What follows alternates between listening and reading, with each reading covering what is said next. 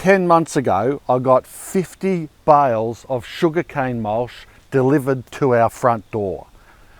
Well, not exactly to the front door. It was actually just chucked on our front driveway or thereabouts. I got it off Facebook and I thought, for $6 a bale, this is an absolute steal. I had every intention to use all that mulch in our garden. But guess what?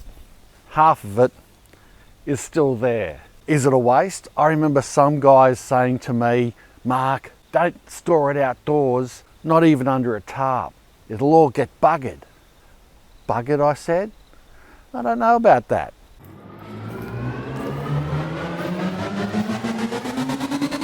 G'day, I'm Mark from Self-sufficiency and I'm really excited, I genuinely mean it, to share with you what happens when you leave sugarcane mulch or straw bales just sit in one place and don't touch them. Let's get into it.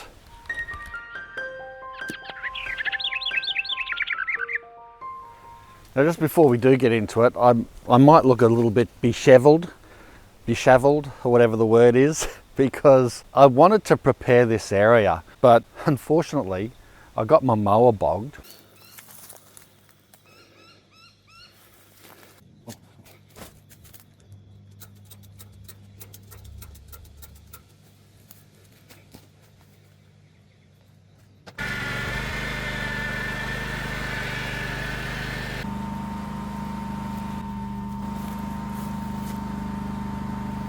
We got there in the end and this area is cleaned up enough so that I can get around and show you exactly what I want to. And that is what's underneath this tarp, because the other day when I was doing the long raised garden bed, you know, the gourd tunnel that I refurbished again for the 15th time to fix it up. Well, it's going really well. If you did see that video, you'd be happy to know that the only thing that's gone wrong is the celery that I sowed. It all came up and I was happy. The next day I went out and a bloomin' mouse had come along, or several, and chewed them all down. So I'm gonna have to sow some more celery seed. But anyway, as I was refurbishing that area, I realized how good the mulch was from here. Even though I had laid these mulch bales on some tin, and underneath the tin is a weed mat, because this area used to be an old play gym. We built it, I think, when the youngest one was 2. But nowadays I've turned it into an outdoor storage area. Regardless, what I was going to say is that even though there was these barriers, somehow the critters found their way to this pile of bales and they started working on it from ground level up. Worms and microbes and bugs and cockroaches and all those things. What I've realized is these highly compressed bales actually do break down in a different way to, say, a loose pile of compost. All right, now I'm going to dig this out without hopefully getting bitten by a snake or something that's underneath this tarp. We'll have a look at some of the top layers and see how much they've broken down, if at all, in this last 10 months. And then we'll go down further and into the core of this pile. And what I expect to see, I've really broken down humus and compost material full of worms and bugs. Are you going to protect me from the snakies? Obviously the tarp was to try to keep the moisture and that off it, but it worked to an extent.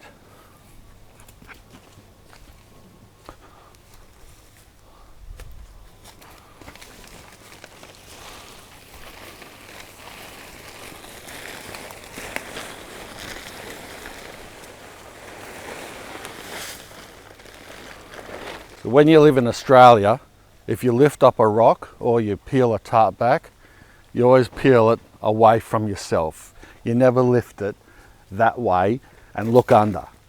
It's always that way and look over. You get what I mean? Just a tip for young players.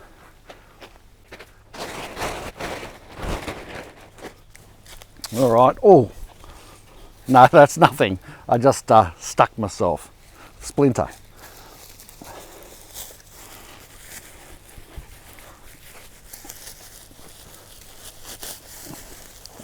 Look at this one, would you? Hey, you little show off. Well, there's no snakes in there, so I'm pretty happy with that. Well, it is the way it was.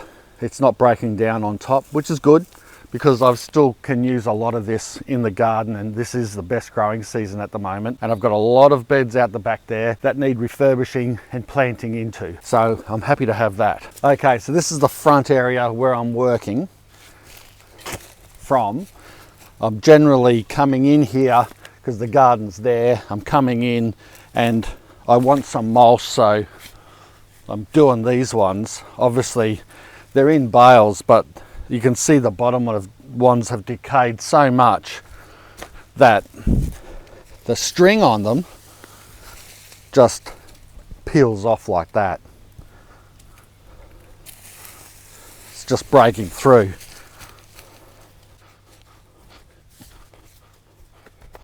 So let me go mining, and I'm just going to dig and sort of part the mulch and get to about a foot underneath the base there.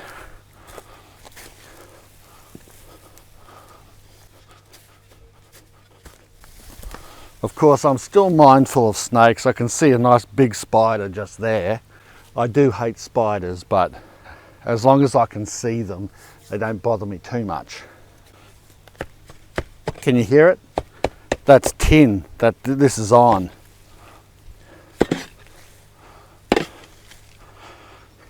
I'll just move this bale. See how well it's stored? It's pretty good. And now we're getting to the bottom, and this is where all the magic is starting to happen, at the base here. And I can see more through onto the other side. Just here, look at it. It's still got the structure, but it's turning into humus, breaking down.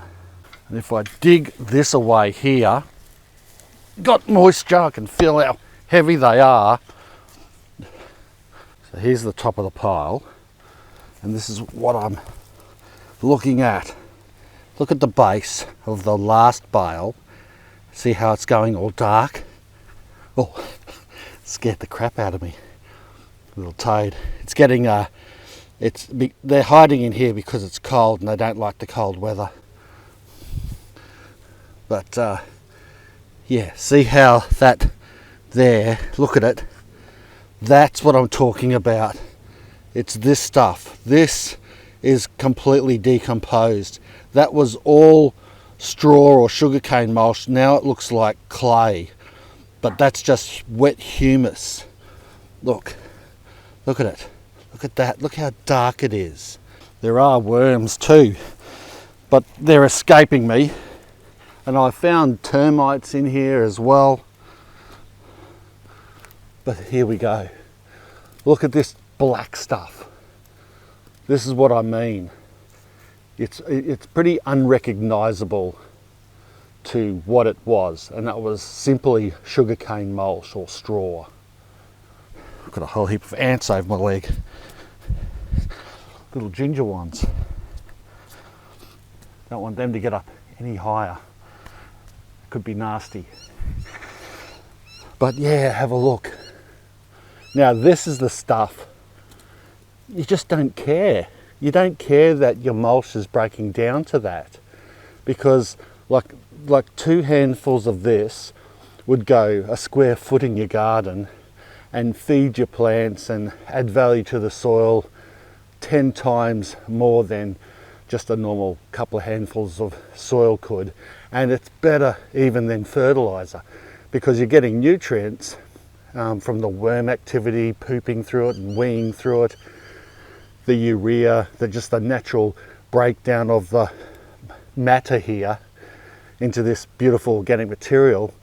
But you've got the water holding qualities, you've got the nutrients, you've got the structure, you've got not a dead soil like a sand or something that animals can't really survive in or thrive in or eat for food and move around in and enjoy.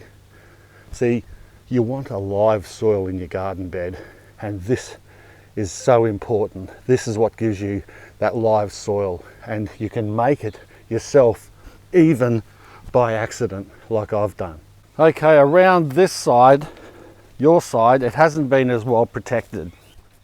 The tarp only came to about here. You can see with the dry straw here. But then we've got a couple of bales that have been exposed and fallen over even, and so been fully exposed to the elements in this muddy patch here.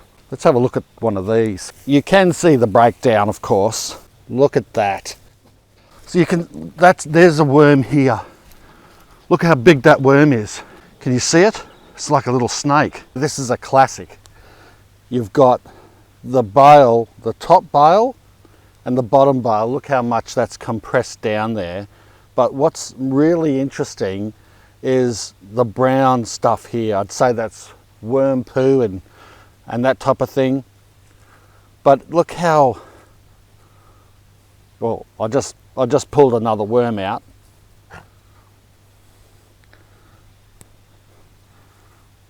Look at the stuff. It's the same on the other side here. You dig in and you're getting what looks like, you know, brown clay dirt.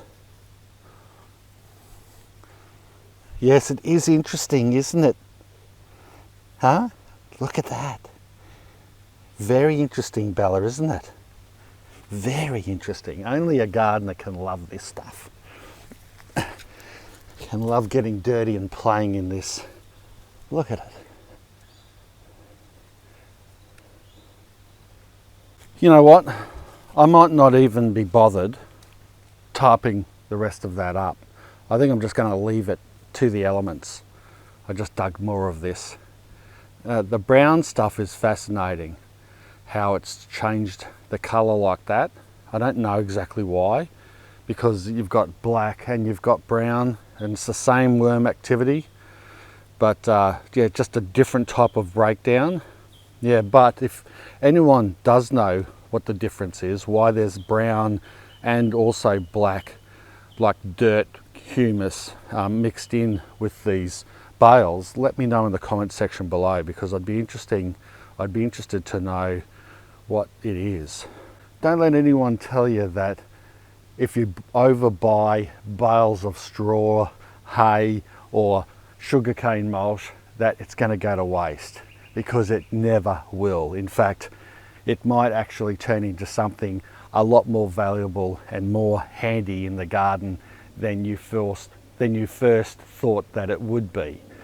Well, I hope you enjoyed this video. If you did, make sure you give it a big thumbs up, share it around, subscribe if you haven't already.